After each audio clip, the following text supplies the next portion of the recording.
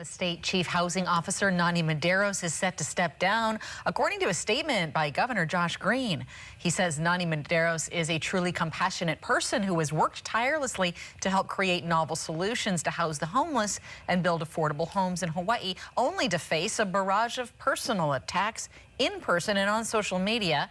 He says the bullying tactics that she was subjected to have no place in Hawaii and are absolutely contrary to our spirit of aloha. In case you're wondering who Nani is, let me just explain real quick. Nani is the state's first chief housing officer. Nani Medeiros and her team have worked on various projects to protect and provide affordable housing statewide. For the past few months, the team has been primarily focused on developing the governor's emergency proclamation relating to housing. This work involves speaking with hundreds of stakeholders statewide to identify redundancies and bottlenecks within the affordable housing approval process. The mainstream news wants you to believe that she was bullied online and that's the reason why she resigned. The truth is, she resigned because she was under investigation by the people because she's an unelected official, not by the people. A few names I'd like to name for you: Leonard Nakua III, Daniel Palakiko, Tom Kaufman.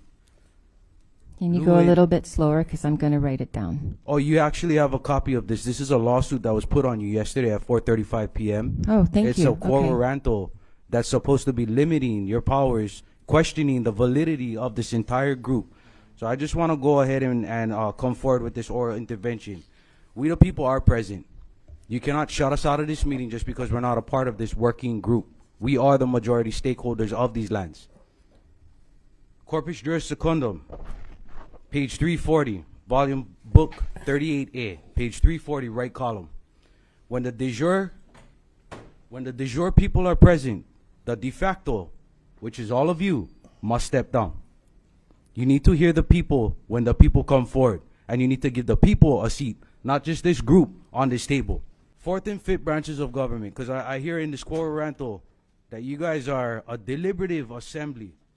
Right here in the first, the third line, second page of this quo warranto that was delivered to you guys yesterday. Respondent Build Beyond Barriers Working Group acts as a deliberative assembly established by the governor of the state of Hawaii, known as the Working Group. There is a de jure grand jury and assembly present, which is the fourth and fifth branch of government. And you guys do not supersede that fourth and fifth branch of government. So you need to keep in mind of the level of law in this land. You are outside of jurisdiction. This meeting has no standing, and your assembly is out of authority. You are being investigated right now by the Second Circuit Court. There is judges who have signed off on this, and you still hold this meeting without Lahaina present. People from Lahaina sent you this quo warranto, yet you still feel like it's okay to sit here and talk about programs and housing and how much money you guys lost. Moving people out of Lahaina to Keau. How is that okay? This is not even a state issue. This is a Maui County issue. This meeting should be held in Maui. Not here, not with all of you in the state level. County supersedes the state level. Sister, you look a little confused. County supersedes the state level. The leadership has been contracted verbally from your boss, Joshua B. Green, to the people of Lahaina. You guys are supposed to be following the leadership of the people. You said that in this meeting. He sat there and reiterated it. Yet the working group, luckily you said we have public testimony. I don't know if we'll have it at the next meeting. But only you guys can sit at this table. You gotta bring Lahaina in, and this is why this meeting should be held there, so the people of that land can be there for that meeting. As far as the people see it, you have no authority, you have zero standing, because the major constitutional violations within 127A. This meeting does not stand as valid, and you have no authority, Nani, to do what you guys are doing here.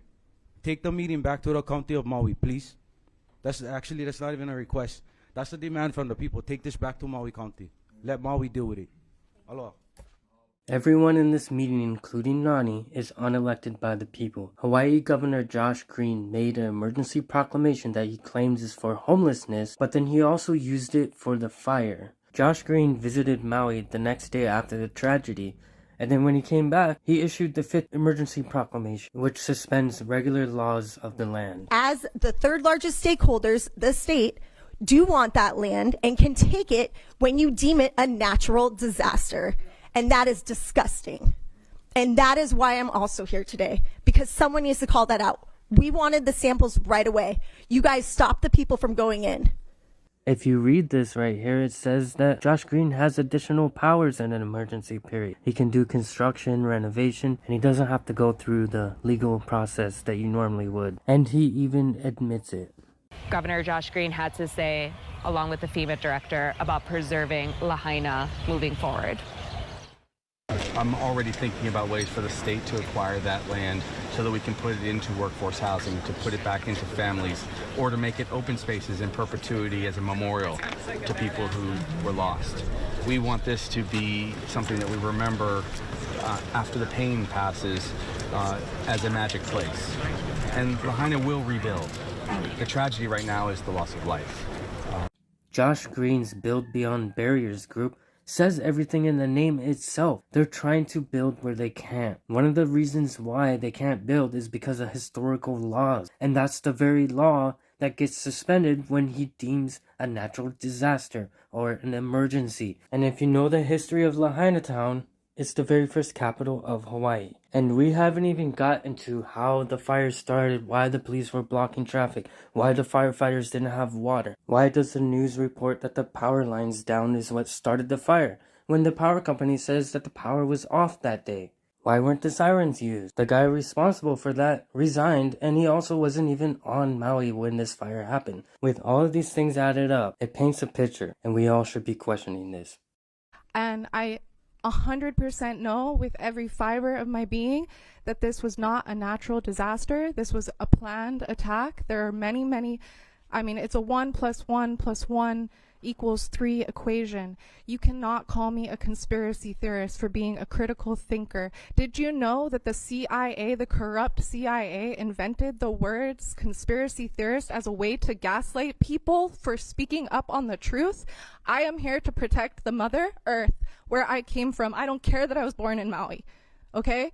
This is about the living earth and the people with good hearts, okay? This is not about division.